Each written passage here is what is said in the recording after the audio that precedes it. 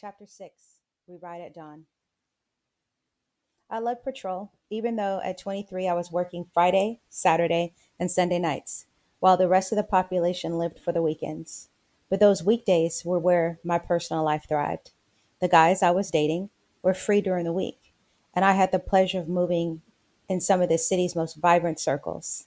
The city was alive back then. We had five professional sports teams, endless parties, and everyone wanted to be seen.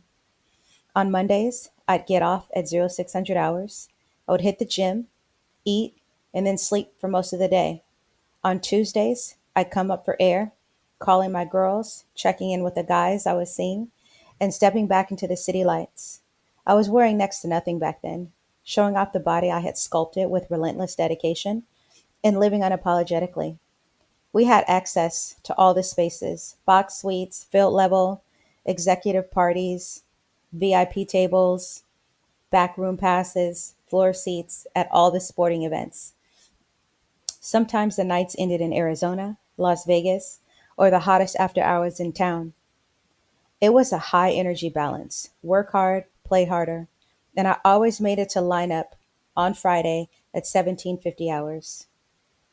At the height of my fast and free phase, I was juggling two football players, a business exec, and a baseball player, not all at once, but enough to keep my life moving fast. All of this while grinding through the academy, surviving field training, and working the streets on dog watch. It was a double life colliding, but somehow I made it work. I carried myself with a kind of confidence that was magnetic, the kind you couldn't ignore. Away teams coming into town, I knew the drill. They were outside the day before typically, and always after the game. I thrived in that energy. I'd walk into a room bold, makeup flawless, hair done, tight low cut jeans, cropped midriff showing off my waist and six pack, and a 4-inch stiletto that would click with authority. I remember one night I challenged a 6'7" power forward to a push up contest for top shelf drinks. He thought he had me, they always did, but I'd drop down without hesitation and knock out some crisp, clean military reps and heels.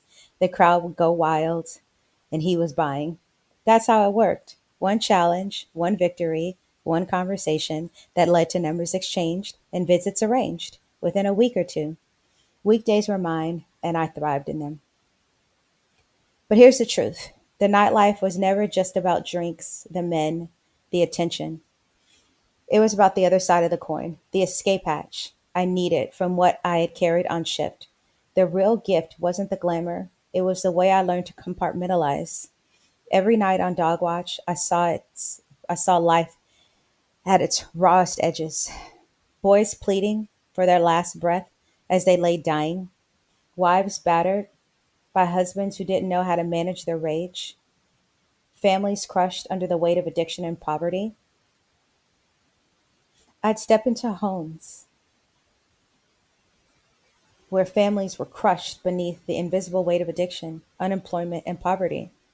Every night, it seemed to pass from one generation to the next, like an inheritance of despair.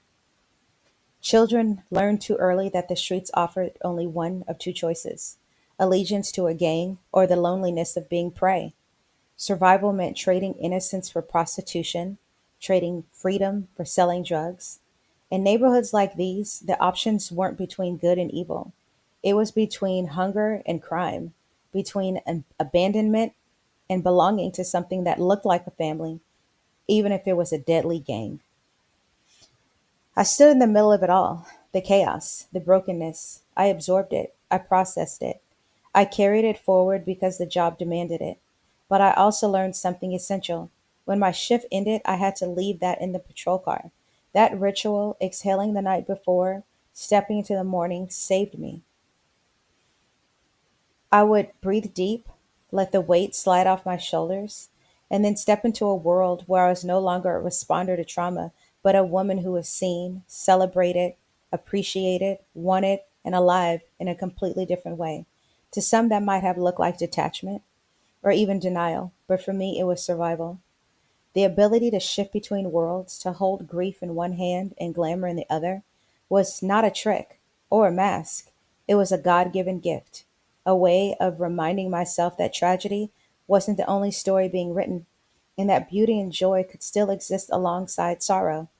That rhythm of release allowed me not only to endure, but to thrive in spaces where others might have been crushed. It was part of my becoming, a woman both forged by hardship and softened by grace, and one who could walk into darkness without losing the light inside. It was truly a God given gift that allowed me to keep going.